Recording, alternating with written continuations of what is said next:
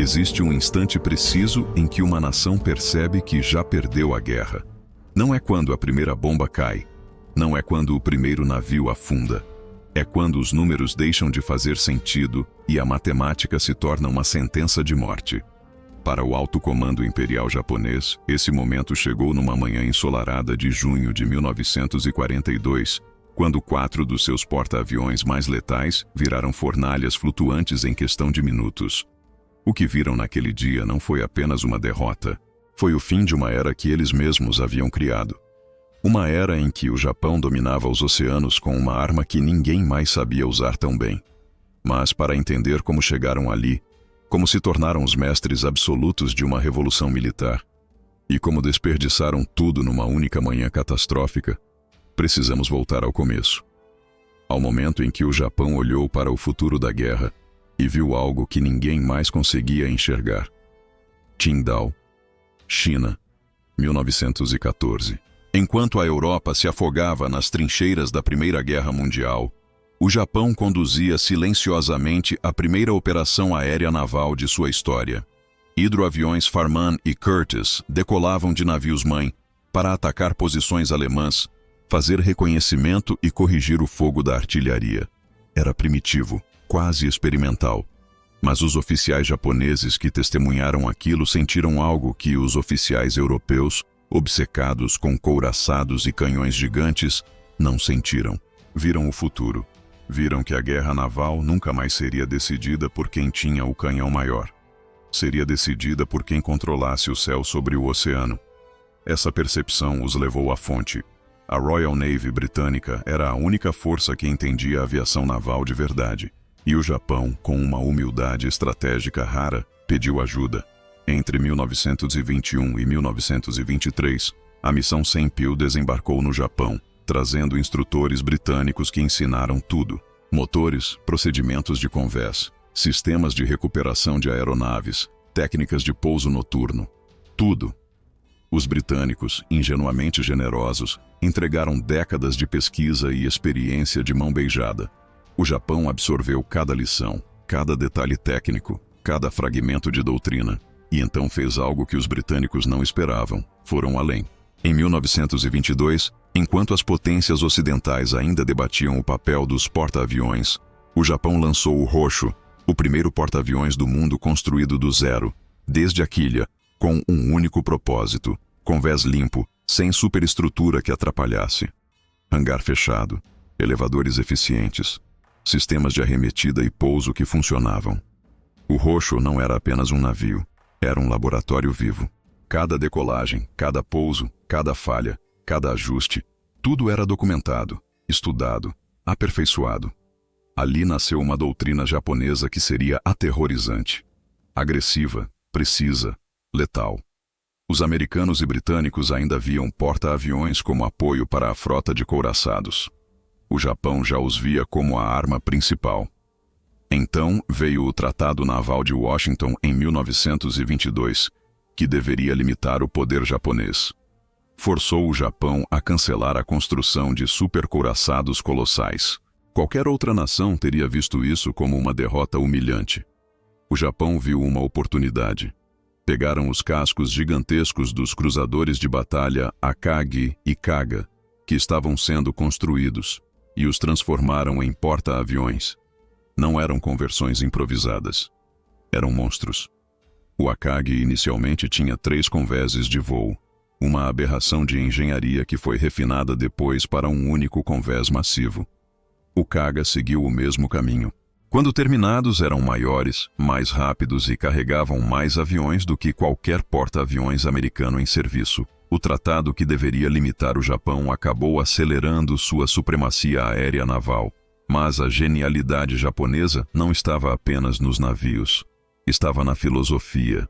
Enquanto outras marinhas pensavam em porta-aviões individuais operando de forma independente, o Japão criou o Kido Butai, a força de ataque de porta-aviões.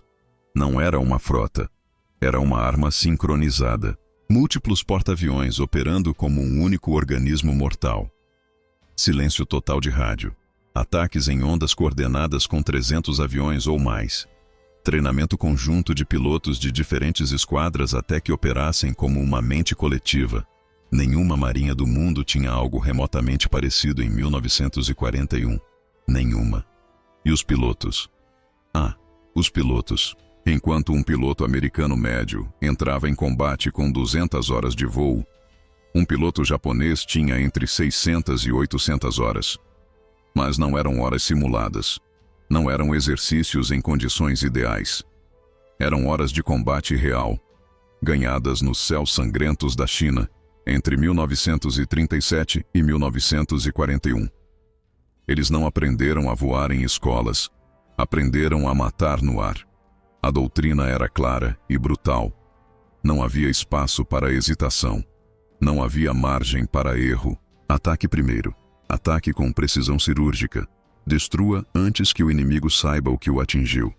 Essa elite de pilotos, essa aristocracia do céu, era considerada insubstituível. E era. As máquinas que pilotavam eram obras-primas técnicas.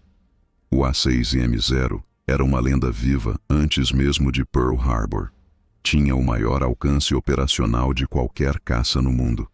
Podia escoltar bombardeiros por distâncias que engenheiros americanos juravam ser impossíveis. Era ágil, mortal, e nas mãos de um piloto veterano, praticamente invencível em combate individual.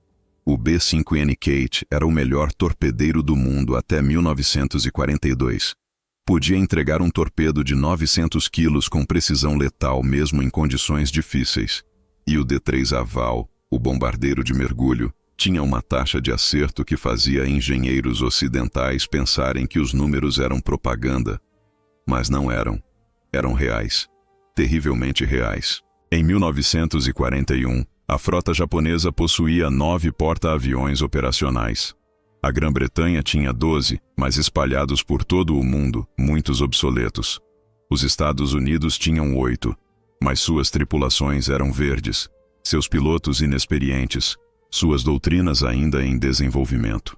O Japão concentrou sua força no Pacífico como uma lâmina afiada. 510 aviões embarcados, prontos para combate imediato, tripulados por veteranos, apoiados por uma doutrina testada e aperfeiçoada. Era a maior força aeronaval ofensiva do planeta, e estava prestes a provar isso. Entre os navios da frota, 3 se destacavam como o coração mortal do poder japonês. O Shokaku e o Zuikaku, da classe Shokaku, eram as obras-primas. Capacidade para 72 aviões. Blindagem superior a qualquer equivalente. Autonomia impressionante. Velocidade de 34 nós. Podiam fugir ou perseguir qualquer inimigo. Seus hangares eram amplos, seus elevadores rápidos, seus sistemas de controle de danos entre os melhores do mundo. Eram menos inflamáveis que o Akagi e o Kaga, melhor construídos que os porta-aviões britânicos da época. Resistiram a torpedos e bombas em várias batalhas e continuaram operacionais. Eram considerados, por bons motivos, os melhores porta-aviões japoneses da guerra. Talvez os melhores porta-aviões do mundo naquele momento. A manhã de 7 de dezembro de 1941 provou tudo. Pearl Harbor não foi apenas um ataque surpresa. Foi a maior operação aérea naval da história até então. 6 porta-aviões japoneses lançaram 353 aviões em ondas perfeitamente coordenadas. O resultado foi uma sinfonia de destruição. 4 couraçados americanos destruídos. 2 destruidores afundados. 188 aviões pulverizados no chão. A frota do Pacífico dos Estados Unidos, o maior obstáculo ao domínio japonês, foi mutilada em 2 horas. O mundo assistiu em choque. O Japão não apenas dominava a aviação naval, o Japão havia mudado as regras da própria guerra. Couraçados, aqueles leviatãs de aço que dominaram os oceanos por séculos, eram obsoletos. O futuro pertencia aos porta-aviões, e o Japão tinha os melhores. Os meses seguintes foram um pesadelo para os aliados. A frota japonesa varreu o Pacífico como um tufão. Filipinas, Malásia, Indonésia, Birmânia. Cada território caía com uma velocidade que parecia impossível. A Marinha Imperial Japonesa operava com uma confiança que beirava a arrogância. E por que não? Haviam provado que eram invencíveis. Então veio maio de 1942, o Mar de Coral. A primeira batalha da história onde porta-aviões lutaram sem que os navios se vissem. Foi travada inteiramente no ar. O Shokaku foi severamente danificado. O Zuikaku perdeu muitos de seus aviões. Os americanos perderam o USS Lexington. Foi tecnicamente um empate, mas revelou algo preocupante. Os americanos estavam aprendendo. Rápido. Mas o alto comando japonês não prestou atenção. Estavam bêbados de vitória, obcecados com o próximo grande golpe. Midway, um atol minúsculo no meio do nada. A ideia era atrair os porta-aviões americanos restantes para uma armadilha e destruí-los de uma vez por todas. Era o golpe decisivo, a batalha que terminaria a guerra no Pacífico antes que os Estados Unidos pudessem mobilizar sua indústria monstruosa. O plano era brilhante no papel.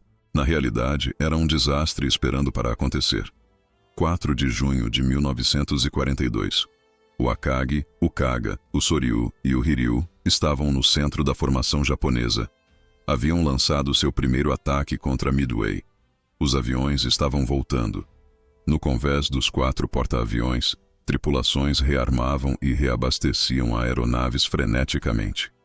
Bombas terrestres eram trocadas por torpedos e bombas perfurantes, porque relatórios indicavam que porta-aviões americanos estavam na área.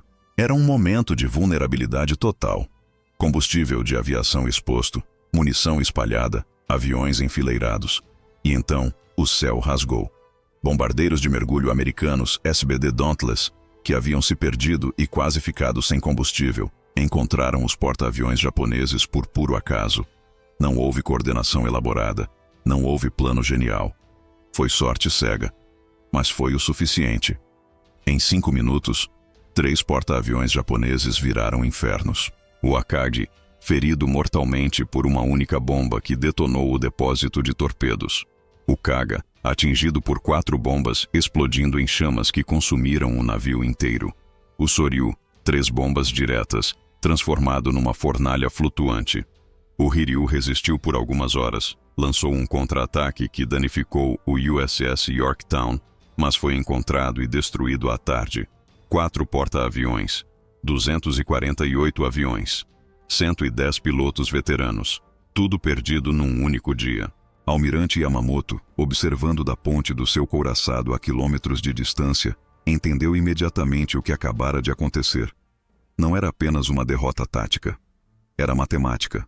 Era inevitabilidade. Os porta-aviões levavam anos para construir. Os pilotos veteranos eram insubstituíveis, e o Japão não tinha a capacidade industrial para repor essas perdas. Os Estados Unidos, por outro lado, já estavam construindo porta-aviões da classe Essex numa linha de produção industrial. 1 por mês. Yamamoto fez os cálculos frios e percebeu a verdade brutal. A guerra acabara em Midway. O Japão só ainda não sabia. Mas o Japão lutou. Lutou com uma teimosia desesperada. Santa Cruz, Filipinas, o Mar das Filipinas em 1944. Cada batalha era uma sangria. Pilotos inexperientes, apressadamente treinados, eram lançados contra veteranos americanos e caças superiores. A grande caça aos patos das Marianas foi exatamente o que o nome sugere. Pilotos japoneses verdes foram abatidos em massa, como patos voando contra uma parede de fogo antiaéreo e caças Hellcat. Era um massacre industrial, e revelou a verdade que o Japão se recusava a aceitar. Sem pilotos treinados, sem capacidade de substituir aeronaves, sem porta-aviões suficientes, não importava quão brava fosse a resistência. A matemática era implacável. A base industrial japonesa era o problema fatal. O Japão não conseguia produzir motores aeronáuticos avançados na escala necessária.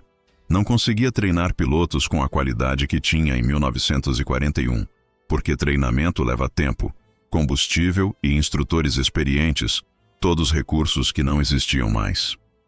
Não conseguia substituir porta-aviões afundados, porque estaleiros eram alvos prioritários de bombardeiros americanos. E, crucialmente, não tinha petróleo. As fontes de petróleo no Sudeste Asiático, a razão pela qual o Japão entrou na guerra, estavam sendo cortadas sistematicamente por submarinos americanos. Enquanto isso, os Estados Unidos produziam um porta-aviões Essex a cada mês. Treinavam pilotos em escala industrial. Fabricavam aviões aos milhares. Era a mesma lição brutal que a Alemanha aprendeu na Europa. Você não vence uma guerra industrial contra um oponente que pode produzir, treinar e substituir mais rápido do que você pode destruir. Os últimos porta-aviões japoneses foram símbolos dessa tragédia industrial. O Taiho, lançado em 1944, era moderno, blindado, tecnicamente avançado. Foi afundado por um único torpedo de um submarino americano. Não foi a explosão que o matou. Foi a incompetência no controle de danos. Vapores de combustível de aviação se acumularam nos porões porque um engenheiro inexperiente ligou o sistema de ventilação errado. Uma única fagulha e o navio explodiu de dentro para fora. Era o que acontecia quando você substituía tripulações experientes por novatos apressados. E então veio o Shinano, o maior porta-aviões do mundo até aquela data, convertido às pressas de um casco de supernávio. Foi lançado em novembro de 1944. 10 dias depois, estava no fundo do oceano, torpedeado por um submarino americano. 10 dias. Não teve tempo de testar seus sistemas. Não teve tempo de treinar sua tripulação. Não teve tempo de transportar aviões. Foi afundado vazio, uma casca gigante e inútil. O maior símbolo da pressa desesperada e da incompetência industrial que havia consumido o Japão. O legado final é uma lição em contradições. O Japão provou que porta-aviões eram mais importantes que couraçados. Provou que guerras seriam decididas no ar, não pelo alcance de um canhão. Provou que treinamento e coordenação valiam mais que blindagem bruta. Provou que doutrina agressiva e pilotos de elite podiam dominar oceanos inteiros. E então provou, da maneira mais dolorosa possível, que nada disso importava sem logística industrial, sem a capacidade de repor perdas, sem a matemática fria dos recursos. Entre 1922 e 1942, nenhum país influenciou tanto a aviação naval quanto o Japão. Criaram a doutrina, aperfeiçoaram as táticas, treinaram os melhores pilotos, construíram os melhores navios. E então, num único dia ensolarado em junho de 1942, descobriram que haviam criado uma obra-prima que não podiam sustentar. A guerra no Pacífico foi decidida em Midway. Não pela coragem, não pela habilidade, mas por uma verdade que nenhum samurai queria aceitar.